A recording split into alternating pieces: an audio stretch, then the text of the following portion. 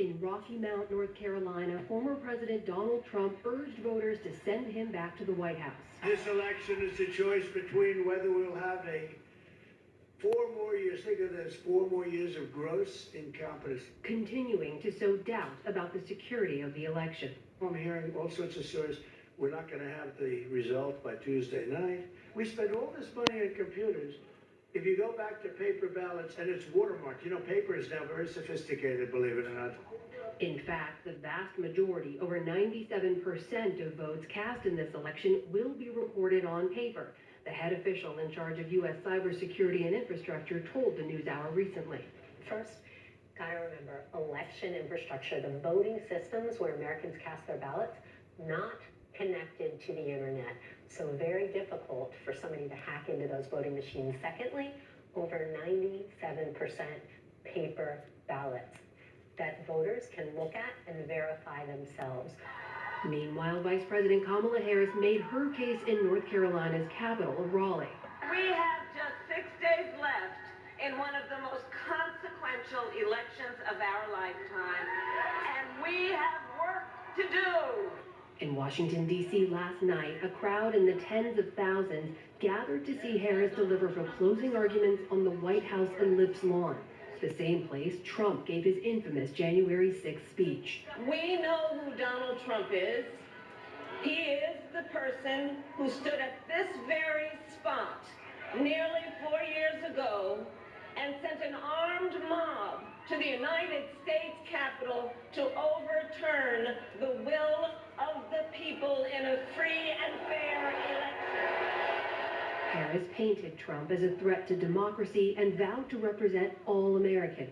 These United States of America, we are not a vessel for the schemes of wannabe dictators. The United States of America is the greatest idea humanity ever devised.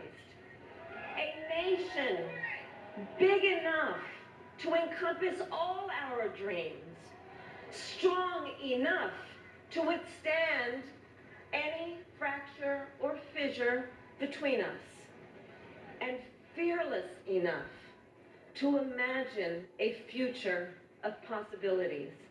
So America, let us reach for that future. Trump made his closing arguments with a large rally at New York's Madison Square Garden last Sunday, an event later criticized for racist and sexist rhetoric throughout, including a comedian calling Puerto Rico a, quote, floating island of garbage.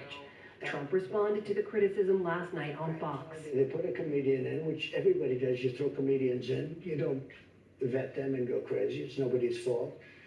But somebody said some bad things. President Biden also weighed in on a Zoom call with Latino supporters last night. The only garbage I see floating out there is his supporters.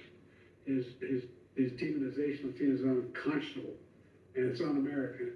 Later clarifying he was referring to the comedian's rhetoric, not Trump voters. Today, Harris distanced herself from his remarks. First of all, he clarified his comments, but let me be clear, I strongly disagree with any criticism of people based on who they vote for. And as President of the United States, I will be a president for all Americans, whether you vote for me or not. For running mate, Governor Tim Walz echoed that message in Charlotte, North Carolina. We can choose a path that includes everyone, that is hopeful, that adheres to the American values, or we can get dark, negative, and sink into a place that's all about one person, Donald Trump. That's the choice. But the Trump campaign pounced, with Senator J.D. Vance saying Harris and Biden should be ashamed of themselves. That, too, comes in the context of a pattern of coarse and insulting language from Trump. Joe Biden became mentally impaired. Kamala was born that way. We can't stand you, your ass, Vice President. Including these remarks today about Democrats. It's the most corrupt, horrible people. These are horrible people. Oops, we should get along with everybody. They're horrible people. With less than a week of campaigning left, both candidates will travel to Wisconsin tonight. Harris will speak to supporters in Madison, while Trump rallies in Green Bay. While all eyes are on the presidential race, there are also several key down-ballot races that will determine the balance of power in Congress.